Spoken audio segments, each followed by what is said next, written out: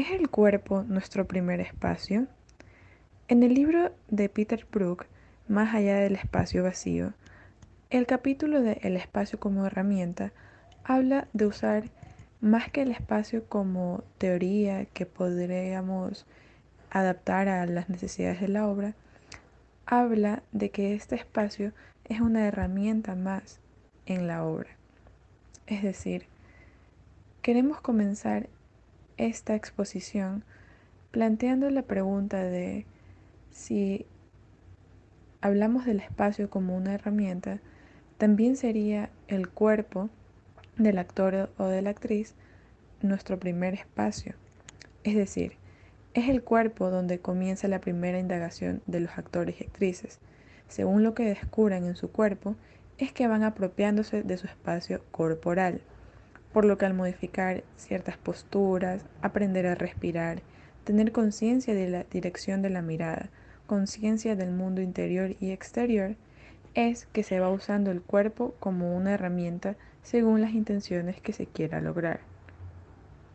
En el teatro, esto recién mencionado puede ser entendido como el primer espacio al que se enfrentan los artistas, pero luego está el espacio teatral, que asimismo puede ser modificado según las intenciones de la obra o, mejor aún, aprovecharlo para el convivio teatral.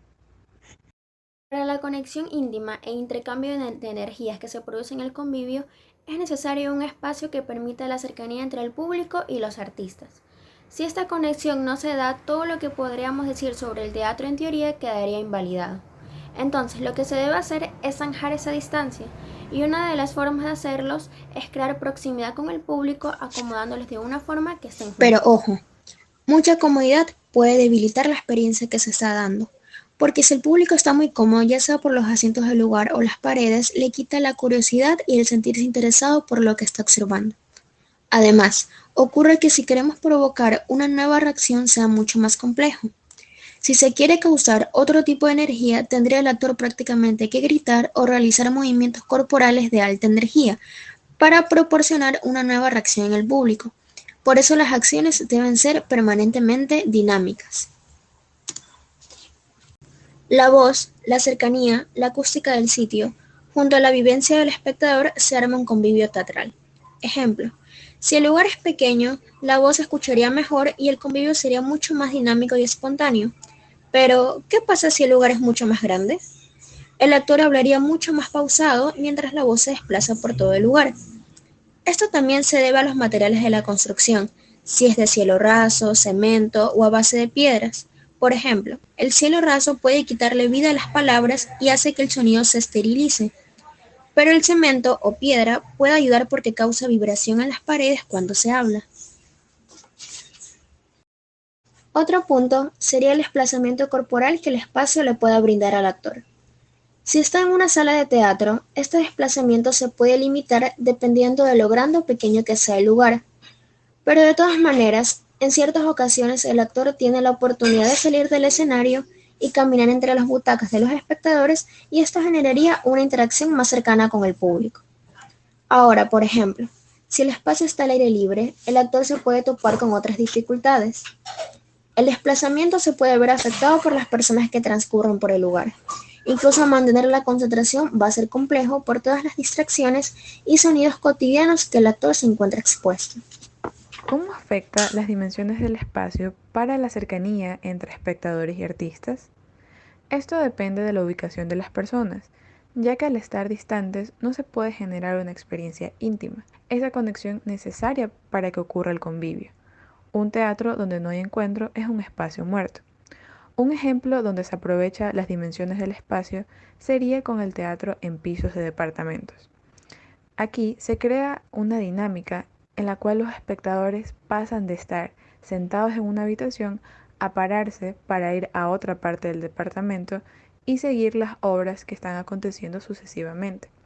Así se logra aprovechar esa arquitectura para crear una atmósfera de aventura tras aventura, como estar en un túnel en el cual no sabes qué otro mundo te va a mostrar la siguiente puerta, logrando que los espectadores y artistas se encuentren en una extra cotidianidad. ¿Cuáles son las características particulares de un espacio teatral? Para empezar, estos serían los rasgos extraños, es decir, aquellos detalles peculiares que van situando a las personas en otro lugar y preparándolos para salir de la cotidianidad a la extracotidianidad. Otra característica sería la concentración, es decir, cuando las personas asisten al convivio teatral hay una predisposición para prestar atención a lo que está aconteciendo en la escena. Un ejemplo de esto sería el entrenamiento actoral. Cuando van a este espacio que está todo pintado de negro, no tiene grandes utilerías, pero también están las personas que asisten y tienen la predisposición de transformar este espacio. ¿Cuál es la diferencia entre un espacio vivo y un espacio muerto? Un espacio vivo parte de una característica muy particular del teatro, en la que existe una necesidad de encuentro y relación con otra persona, de manera que esta conexión sea más renovada e íntima, en donde existe un convivio. En un espacio muerto, el convivio es nulo, es decir, no existe un encuentro o reunión significativa. Aunque las personas se encuentren situadas en un mismo espacio, los espectadores están distanciados del escenario, si este es demasiado amplio, como por ejemplo el Teatro de Loja Benjamín Carrión, en donde las butacas están ubicadas hacia arriba, limitando una relación convivial con los espectadores que se sitúan más lejos. ¿Podemos transformar un espacio? Para que exista un verdadero convivio teatral, es importante el aura creada entre espectador y artista con relación al espacio, en donde si no existe, es posible transformar el espacio, reubicando a los espectadores en el espacio y el lugar de las butacas y el escenario para que exista una interrelación dramática. Una manera eficaz de aprovechar el espacio y transformarlo es usar el espacio como herramienta. Como ejemplo, el teatro ciego, en donde todo está oscuro y el público se relaciona entre sí agarrándose los brazos para guiarse y avanzar en forma de columna, mientras los artistas realizan su presentación alrededor de ellos. Otro ejemplo de transformación de espacio es cuando transforma el espacio cotidiano en un espacio extracotidiano, como el teatro callejero. ¿Qué tipo de obra estamos presentando? Dependiendo de la obra que queramos presentar, debemos buscar un espacio que cumpla con sus funciones. Por ejemplo, si nuestro objetivo es presentar una ópera, tiene que ser un lugar cerrado para que las paredes nos ayuden con la resonancia de la voz, o si es un teatro musical. Además, tenemos que fijarnos en los recursos que vamos a usar en la obra, porque de esto depende si el espacio debe ser grande o más pequeño, es decir, tratar de buscar el espacio según las necesidades de la obra. ¿Cuál es el efecto que se quiere lograr? Si nuestra intención es causar una fuerte carga emocional en el público, un lugar cerrado donde no haya sonidos del exterior y que podamos jugar con la iluminación para crear un ambiente cálido para este sentido, nos serviría. Pero si lo que queremos es que sea más dinámico, más risa, más afecto, tendría que ser un espacio donde el convivio sea más cercano. Podría ser un espacio al aire libre. O incluso si presentamos una obra infantil, sería un lugar familiar, una sala donde entre iluminación del día porque genera un ambiente mucho más cómodo y alegre. La distancia entre los espectadores y los artistas. Lo importante es la cercanía, un teatro de la intimidad, y se debe generar un contacto viviente.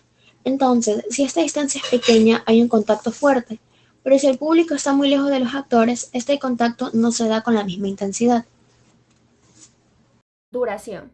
En este aspecto debemos fijarnos en cuánto tiempo se desarrolla la obra, en cuánto tiempo se demora en presentar su inicio, desarrollo y final. Sonido. En este aspecto debemos fijarnos en la acústica del lugar, qué espacio nos ayuda más con la resonancia de la voz, cómo se reproduce la música, porque cuando se está en cabina no es igual a cómo se escucha cuando está en sala o en cualquier otro espacio. Por eso debemos hacer pruebas en diferentes lugares y también en cómo se escucha en conjunto con las voces de los actores. El espacio preteatral y postteatral. El espacio preteatral inicia desde la preparación de los artistas y desde que la atmósfera que se crea mientras ingresa el público al lugar. El espacio postteatral inicia desde que los espectadores se dan cuenta que la obra ha terminado y si es que en algún caso puede existir un conversatorio luego de esta obra.